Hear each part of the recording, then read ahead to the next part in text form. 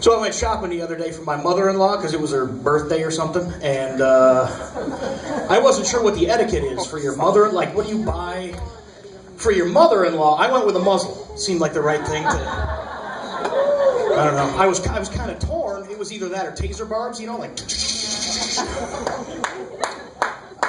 Thank you very much. I originally wanted to get her a chair, like a really nice chair, you know. But it turns out she didn't have three-phase power at the house, you know? She didn't want to shave her head or whatever. Speaking of three-phase, my wife took me to this relationship seminar thing, and it turns out that there are 3 phases of effective communication, right? The first one is listening, okay? Listening. And I didn't catch what the other 2 were, so I wasn't paying attention there.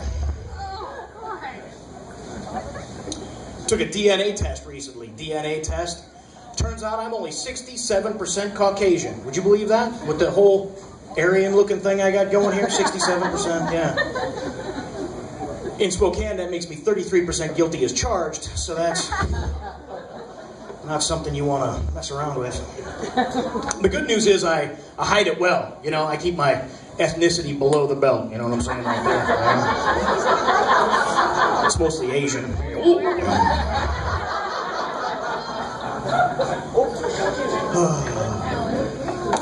I got in trouble for saying the M word in a joke, midget. I said midget. And I caught a bunch of hell for it. And I just want to say that midget is not the N-word, and I'll tell you why. The Dutch never went to Oz, rounded up all the midgets to take them back to Georgia, which probably would have worked out better, you know, because they really are 3/5 of a person, if you think about it. They wouldn't have had to bend over to pick the cotton. They're just like,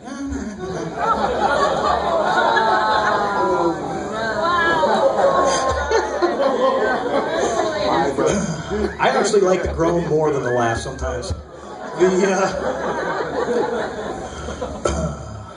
Flying down to L.A., I'm going to pitch this show, reality show, because that's where the money is these days, you know.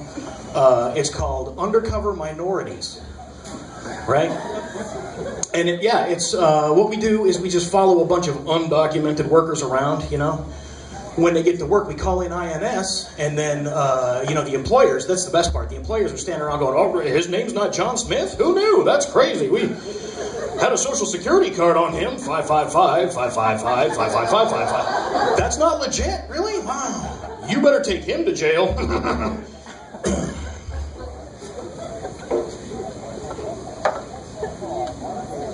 I got a ticket. Got a ticket the other day for failure to yield to an emergency vehicle, right? And the thing is, I didn't do anything wrong. I didn't do anything wrong, right? I was going to work. It was about 3 o'clock in the morning, and I'm on the highway in the driving lane. And down the on-ramp comes this highway patrolman, right? But he doesn't have his lights on, his flashers, and he doesn't have his siren on. So I'm like, you know, he's just going to merge or yield or whatever, but he didn't. He paced me till he ran out of road, and then he checked up, fell in behind, flipped on the lights, and pulled me over. Now, I'm always nervous around cops, because like I said, you know, 33%. So, when he came up to the window there, I looked at his badge to see who I was dealing with, and my eyes glossed over the letters K-N-I-P-P-L-E. I said, your name's not Nipple, is it? He says, Knipple, license and registration. So where are you headed this morning? I said, I'm going to work. I'm over to the bakery there. He says, yeah, what do you do there? I said, I'm a kneader.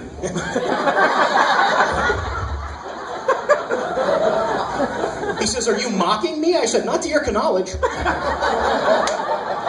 said, get out of the truck. I said, I'll try, but I got this trick knee. And he almost took me to jail on a concealed weapons charge. Turns out I had a knife in my knapsack, so that was bad news.